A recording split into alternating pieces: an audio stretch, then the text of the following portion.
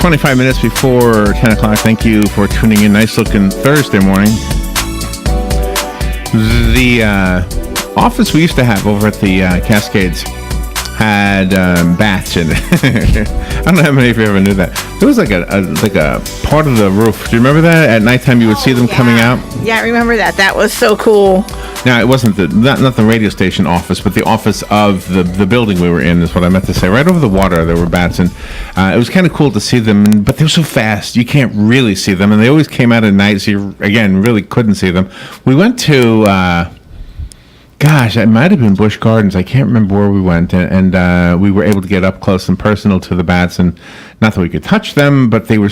I thought they were cute. I mean, to me, they look like dogs. They look like little dogs and with wings, and so. You've convinced me. You might have heard us promoting this segment earlier in the week, and Brian Pope is in the studio. If you're looking at the video right now, you see two bats. It looks like one bat wrapped around the wing of another bat. I got it off of the Lubee.org website. So let me push this button and get Brian on the picture here. Brian Pope is our guest. He's the director of the Lubee Bat Conservancy. He worked at the Pittsburgh Zoo, Lubee Bat Conservancy, and as an animal programs keeper at Disney Animal Kingdom. How cool is that? I don't know why we think that's cool. Pittsburgh Zoo is pretty cool too. It is. He's an advocate for bat conservation. The 13th annual Lubee Bat Festival is happening a week from Saturday, October 21st, at the Lubee Bat Conservancy in Gainesville. We got to put one more thing on our calendar. I know our calendar is filled, Robin, but I want to take this one in too. We have to squeeze this in there. Good morning, Brian. Good morning. Thank you guys very much for having me. I appreciate it. You have an interesting job. How did you ever get into this? I always liked animals. I mean, I grew up in the country. I'm from, I say Pittsburgh, but I actually grew up about 45 minutes southeast in the foothills of the Appalachian, and it was always around woods. And I remember I would take hikes with my father and my brother to my grandfather's house, and we'd have to pass two waterfalls. So I grew up in the country in the woods. Oh, that sounds beautiful. It was absolutely gorgeous. Not much of a city guy. You know, I kind of like the woods. And I like Pittsburgh has self-driving Uber cars now. Yeah. You might want to not be there for a while until they get I haven't lived there in 21 years, so that's. I like to visit. We like to go see our friends and family. I kind of like Florida. I've been here for a while. So when your brother would walk past those waterfalls, it was just absolutely gorgeous. I mean, we've always had animals at my house, and I always had an interest in animals, and I figured if I could make a career out of it, it'd be fantastic. So I went to Penn State, got a degree in biology, and I got a minor in rec park management, and I got a job, thankfully. Those two work together, don't they? Those two degrees. Very well, especially with working at a zoo or a Disney. Yeah. So I was at the Pittsburgh Zoo for a while, but I don't like cold weather. So I found a job, and actually, my interest was in reptiles. Snakes, lizards. Really? That sort of thing. Oh, my gosh. I was that kid that was always. Have you ever been to, what's that island down near Miami? Biscayne? Key Biscayne. Oh, okay. Have you ever been to that island? I've been to the Keys quite a few times, but never to Key Biscayne. Is that the one with all the iguanas all over it? Or? This is not in the Keys. This is, the Florida. It's part of Miami, actually. Yeah. Oh my gosh, yes. South Beach, right? Around the South Beach Near area. South Beach, yeah. You have to go over the bridge. But I don't know how come they're there, but they are there. I think I remember when I first moved to Florida, people were telling me that there's certain parts where 50% of the flora and fauna are introduced. I mean, those iguanas aren't supposed to be here. Even if you look at these little brown lizards, they're all introduced. Mm-hmm. Oh, they're not supposed to be here? No, I didn't know that. We have native green ones, which is funny if you look at how they're kind of changing. The brown ones that you see on the ground, their heads are a little bit different. They were either introduced or they kind of came over on some drifts. So I have a question. You're going to be my reference from now on. Sure. How do you pronounce it? Is it anole or anole? Anole. Just anole. Anole. Both ways are wrong. Anole. Anole. Okay. All right. The anole lizards. Everybody who corrects me from now on, I know the right way to say it. That's right. But I know we want to talk about bats, but the iguanas down in Key Biscayne. They're huge. Somebody told me they were the size of cats. I would venture to say they were bigger than cats. You're looking at because I've worked with green iguanas whenever I was at Disney, and I tell you what, they got a heck of a bite on them. But do they really? Yeah, we use gloves to handle them, but boy, anyway, they I think they can get about 4 or 5 feet long. But the coloration of them you see down there is absolutely gorgeous because they're green, but you can get some orange and yellows. Just absolutely beautiful. Can I hopefully not get you too mad at me when I tell you this? I wanted to get pictures of them, and they kept running away into these little caves that they had. And so a lady I knew said they love Cheetos.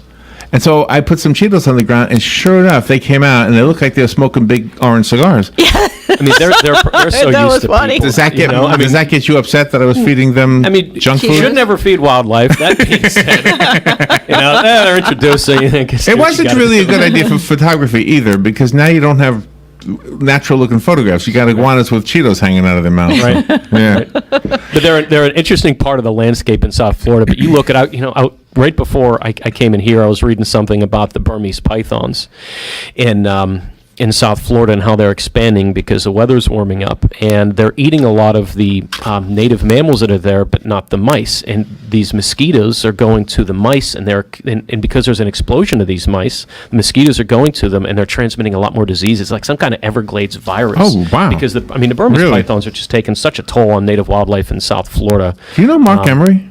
I'm sorry? Do you know a man named Mark Emery, a photographer, local, like National From Geographic Ocala. photographer? I don't believe so, You no. guys got to get to know each other. We got to introduce you to Mark. Absolutely. He does work with National Geographic. The two of you together could put on some great article or something for the Love to. magazine. I mean, I've been in Florida 21 years, and even whenever my wife and my family, my kids and I travel, we always try to get to know the areas where we're at. My wife and I were just in New England. We bought an Audubon book. What are the animals up there? Being here in Florida for 21 years, we try to educate ourselves on what are all the animals and plants. So you live in Gainesville now? Live in Gainesville, yeah. We were originally in Gainesville. I mean, my wife came down about a year after I did. We're both from Pennsylvania, but we were in Gainesville for 2 years.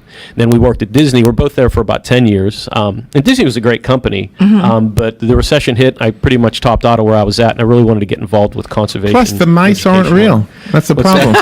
I'll tell you what, I was skeptical to go. Disney actually held their animals at Lubee from 96 or about 99. So whenever I was working at Lubee, Disney also had their animals there. Now, I didn't work with those folks or with the animals. We worked side by side. And then you go out and, get dinner and drinks and stuff, and you get to know them really well. Right. Disney was going to be getting Lubee's animals anyway, some of the bats on loan. So I went down there, and we were there for 10 years, and I liked it, but I think we had enough of living in Orlando. We were in Claremont, and I had an opportunity to come back to Gainesville, to Lubee. And I took over as curator in 2007. Isn't Gainesville, that sounds more like what you probably had outside of Pittsburgh, Gainesville. We're more country folks, and we got 2 boys. Right now they're 10 and 13. Oh, they're perfect ages. Yeah, I mean, we didn't want to raise our kids there either. We didn't like the schools too much. And not that it's bad, it's just we wanted something a little bit different. Sure. So we had an opportunity again, 2007, it came up here as curator at Lubee, and then took over as director in 2011. And when we love it, I mean, I love to kayak, so Silver Springs is one of the best paddles I've ever done. I love Cedar Key. I love the kayak. We absolutely love living in Gainesville. Oh my gosh, we've probably crossed paths because we do the same things. Well, it's nice to meet you. So tell me, the 13th annual Bat Festival. Let me ask first about Lubee Bat Conservancy. What is Lubee somebody's name?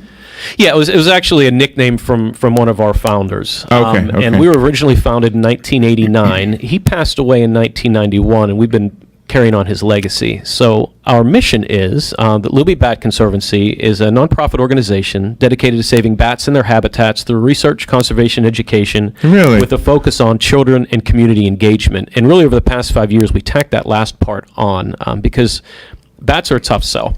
And we're not a panda conservancy, and people are like, it's so cute. It's great to hear. Can I ask you something? Yeah. Anybody who's been around here a long time remembers a bat house on the campus at the University of Florida, not too far from the Harn Museum and all that? Right. Kind of over that area. Yeah. Was that his? Did Mr. Lubee start that? No, that was, the university put that in because they were having issues with bats in some of their buildings. Bats or mosquitoes? With bats in some of the buildings. So they put that there. It took the bats a couple years to find it. But now there's a couple houses up there, and that's the University of Florida. We're not affiliated with them. We're a private organization. Those houses right now, it's the largest inhabited bat houses in the world. So there are 500,000 bats there right now. And the population Really? That's amazing. Holy mackerel. I tell you what, if you guys ever have the chance, and I encourage all the folks listening, check out the emergence in the evenings right around sunset, and also the return in the mornings, because it takes about 20 to 30 minutes for all the bats to come back, or to emerge, to go eat insects, and they're eating a ton of, we're talking mosquitoes. Really? Moths, we beetles, gotta watch agricultural that. pests. Every day? But every day. Except if the temperatures are going to be, Except the sustained weekend. about 55 and below, they're not going to come out. So this is one of the reasons. Oh, so as long as it's not cold, they'll be out. Okay. And obviously we're getting into our beautiful time of year, which I love this time of year in Florida. Yeah. So, usually January, February, there may be some nights that they won't come out. Now, they don't hibernate. In the 3 species that live there, Mexican free-tailed bats make up about 98% of them. There's also some southeastern free-tail. That sounds very rapper-ish. Those are they're an interesting bat. I'll say that they're very vocal, and you can literally hear them talking. You can't hear them echolocate. But anyway, if it gets below about 55 in January, February, they won't come out. But what's neat is not only watching them, emerge and return in the mornings, it's the predators that are there as well. Because you got Mississippi kites and owls and hawks, and the bigger ones are coming down, and they're not dexterous enough, maneuverable enough to kind of grab them. So they'll kind of hit them and then go to the ground and get the bat if the bat hasn't flown away. Meanwhile, you got your little predators like Mississippi kites that can actually pick them off with their claws. I mean, it's Really? a heck of a sight to not only see 500,000 bats, but to watch the predators at work. It's a fantastic. We gotta go up sight. there. Yes, if anybody is Wow. listening, has Are an you a opportunity. photography guy? Can you get pictures of that? My wife can. I'm definitely not. Oh, a she's the techie photographer in the yeah, family? Yeah, we were just up in New England, and she took some absolutely beautiful pictures up there. But that's what the University of Bat House is. We're a separate entity, again, founded in 89, and we have the world's largest collection of fruit bats. So the type of bats we have at Lubee are old world fruit bats, the flying foxes. Wow. They all eat fruit. And we have 9 species there, including the Malayan flying fox, which has a wingspan of about 6 feet. And 6 feet. Holy 6 cow. feet. Yeah, they're 6 absolutely feet. enormous. And That's like Rodin. Remember Rodin? Or are you too young? I was Wow. actually looking at Rodin the other day. 'Cause we took that flight to New England, and I watched, I think, Skull Island. They're bringing those monsters back. But anyway, that's another. Showing my topic, age another by story. mentioning Rodin. And me too, because I remember all that stuff. But yeah, they're absolutely enormous. And the 2 of the species we have, the 2 of our largest, we just had 11 babies born. And a lot of people, when they think of bats, they think of rodents and flying mice. And actually, I do. if you look at mammals, humans and rodents are kind of actually on one side, and bats and carnivores and some of your other ones are on the other side. Now, bats are in their own order of mammals. There's about 1,376 species, and when I first started working on them 20 years ago, there was only 920. So literally, in 2 decades, they found over 400 species of bats, but they are in their own order. They're not All right, can flying mice, anything like that. Wow. I want to show you what I'm going to put up on the screen for the listeners who are watching on. But it's this picture. Oh gosh, I'm sure you're familiar with that little picture in the corner. I'm sure you're familiar with it. I got it. That's off that's your a website. photographer named Wade Kincaid. He took that picture about a year or so ago, and that is, oh God, I can't remember their names. I think that's Beulah and her pup Nene. And he got a fantastic shot. Again, photographer Wade Kincaid, and that's a little pup licking the mom. Okay, and so I have a couple questions Yeah. about that picture. So, okay, you answered one already. So the little one is actually the baby of the bigger one. yes, that's a pup. Mhm. Okay, they're upside down. Is the picture right side up? No, that's exactly how they. So hang. that's how they hang. Okay, Yeah. all right. So this is amazing. So the little one looks like a little dog. Yeah. To me, the big one looks like a little bear. Actually. Yeah. A little bear. We actually have a species there that looks like a cross between an Ewok and a teddy bear called a Rodrigues fruit bat. They're absolutely adorable. But they won't let you pet them. They look like you could pet them. They don't really. I mean, any of the animals I've worked, and I've worked not just bats my entire career. It's everything from tarantulas to giraffes I've worked. But these guys are definitely some of the friendliest that you can approach. But any animal I've worked with, none of them really like to be touched. Although I did work with some giant anteaters that we literally have to stand up to wake up in the morning so Oh, they walk out in there. really? Yeah, I got a ton of stories about working with animals. But anywho, these guys, they don't really like to be touched. But one of our keepers, named D. McBride, came up with a really cool thing. I think it's just like a dowel rod with a toothbrush at the end of it, kind of taped up. And people can go up and scratch the bats. Now, I'm not talking to anybody. These are scheduled private Okay, tours. right. Somebody who So knows we what don't they're just let doing. anybody in. We don't let school tours or kids or anything like that. But media will let in. You got Us? media. But if people come in for like a private tour, which everything has to be scheduled ahead of time, they can get that information on our website, which is lubee.org. You can go up there and scratch these bats. I've worked with these things for years, and I'm like, it ain't going to work. It worked. Oh wow! They seem to All right, like so it, you say you can only go by invitation. I mean, if you call in advance, right? Yes, so But we do. But a week from Saturday is an exception to that. Yes, so that's a day it's our large festival. It's our 13th annual Florida Bat Festival. That's going to be Saturday, October 21st, next Saturday from 10 to 5. Now, that is a day that we are open to the public. And it's $5 for children 5 to 12, 4 and under are free, $8 for adults, and we're going to be having a beer garden this year, which would be $28, and that includes festival entrance, and that's unlimited samples from all the local brewers in Gainesville, Infinite Ale Works from down here in Ocala, Ocala. You know, except for the R, this is exactly what Robin loves, beer and brats. I know, it's Just great. take the R away, beer and bats. We're going to have brats as well, because we got Mayflower Cellars as one of our food Nice. vendors. We're going to have them there, but we got all the local brewers: Swamphead, First Mag, Cypress and Grove, Blackadder. Blackadder is also one of our sponsors. Infinite Ale Works from down here, High Springs Brewery from obviously High Springs, Hogtown Brewers, and Brick City Brewers are all going to be given unlimited samples with that fee, that is $28 at the gate.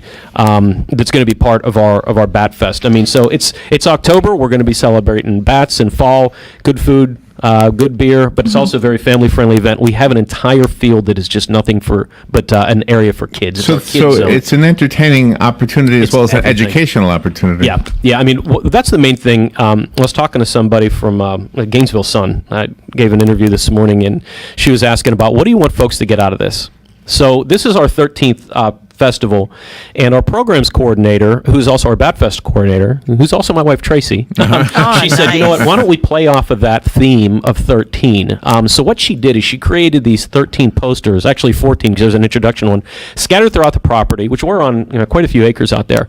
There's kind of like a scavenger hunt, and every one of those posters is about dismissing the myths about bats. Nice. They don't just have rabies. They don't get caught in your hair. There's all this bad Never? about, but no. I mean, Well, they never attack I your used to hair? have really long hair in my 20s. But even when I worked with bats there, they didn't really seem to care too much about my hair. So I think this is, I like the way that she kind of did this one, that it's going to be about dismissing a myth, learning the truth about these just amazing animals, about how important they are to our ecosystems, the environment, how cute they are, how friendly they are, and really taking away some of those misconceptions that have plagued these animals for centuries. I mean, they are, to this day, they're species that are hunted to extinction for food.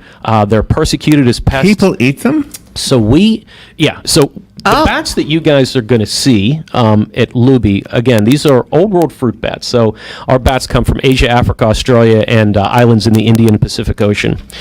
The biggest species, one I was telling you guys about, was 6-foot wingspan.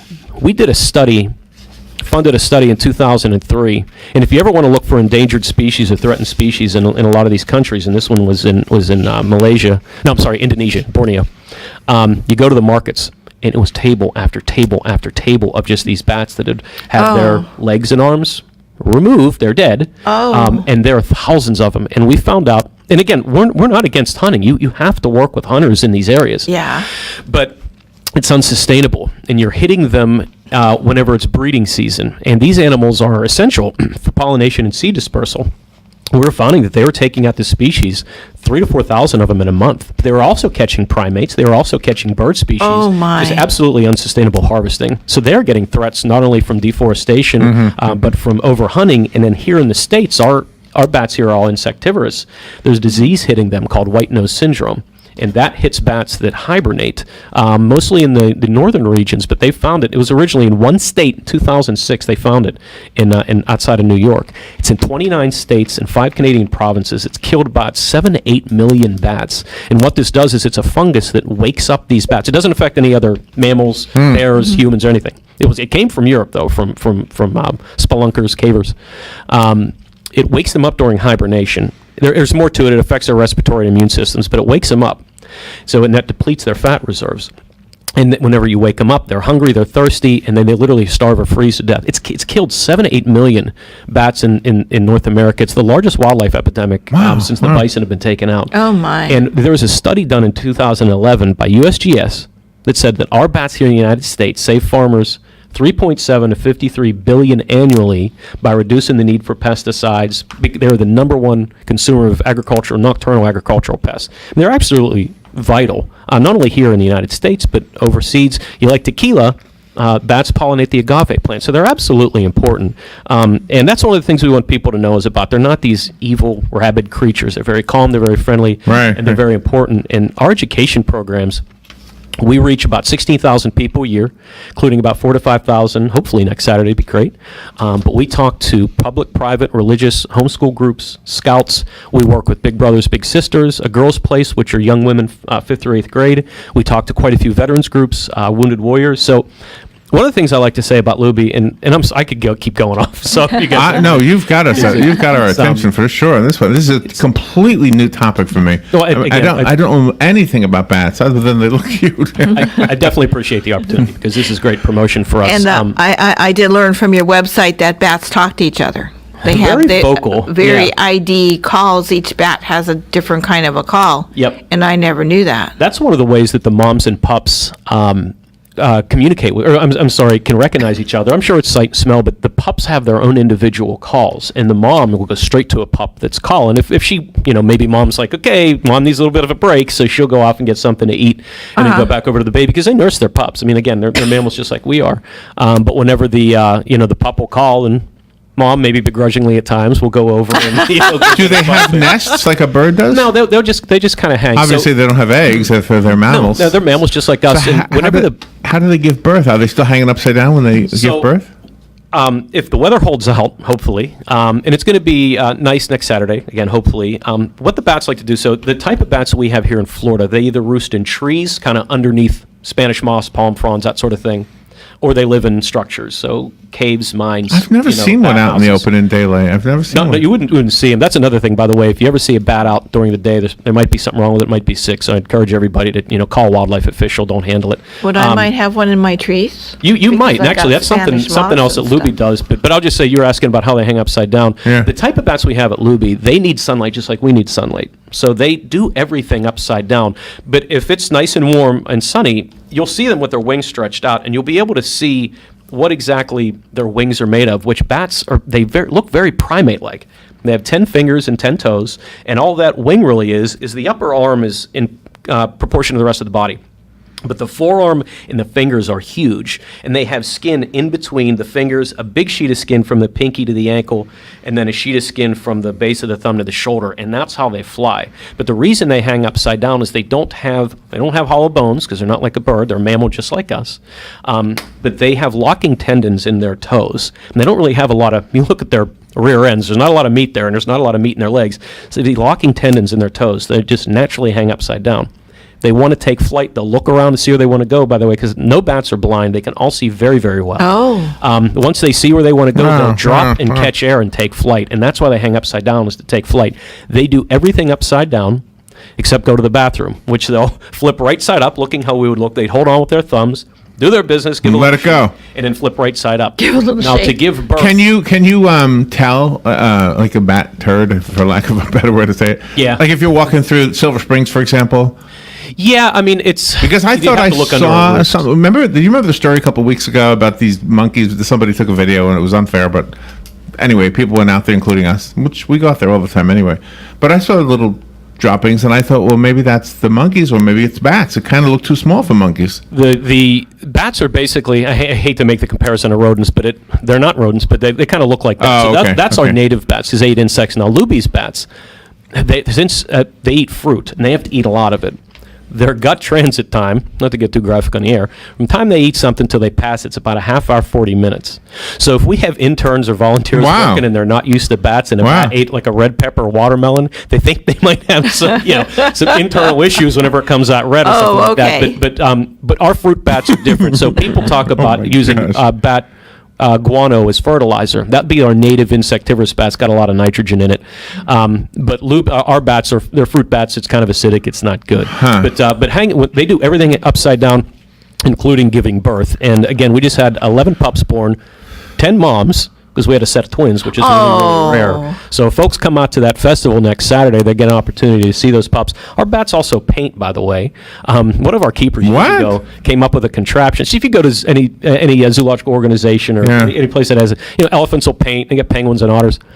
Her name was Jenna. She was great. And she came up with a contraption, a device, where the bats can paint if they want to. Because the way that she did it, they can't get to the canvas of the paint. It's in like this vinyl coated wire.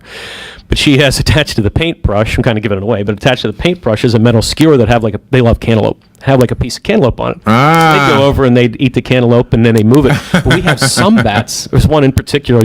Before this segment, you and I were talking about personalities. All of them have personalities. We have this one, Curry. She's always in the weight loss pen. She's very, very gregarious. But anyway, she seems to like the color purple. And they have rods and cones in their eyes. They can see color. And she seems to like the color purple. So even if there's nothing there, she'll grab that paintbrush and she'll just watch herself. Because again, they can see very well. She'll watch herself, moving it and coloring it. Wow. And they're attracted to red, orange, and yellow because that's the color of ripe fruit, which these guys are. Yeah, but it makes sense. About those 1,400 species I was talking about 1,200 of them are the kind we have around here, live worldwide. They echolocate. The type of bats that we have at Lubee don't echolocate. They're fruit bats. The fruit's not going anywhere. Right. But whether they echolocate or not, they all have very, very good eyesight. So it's a myth that bats are blind. And people, whenever folks come out for the festival, they'll be able to see that and see them interacting and doing a lot of things when we have out. The 13th annual Bat Festival is happening at the Lubee Bat Conservancy on Saturday, October 21st. It says, my notes say from 10 till 4. And this is up in Gainesville. What is the address? The address is 1309 Northwest 192nd Avenue, and that's Gainesville 32609. And they can find out information on our website, which is lubee.org, or we have a Facebook page that has a ton of information as well. Oh my gosh, this is so fun.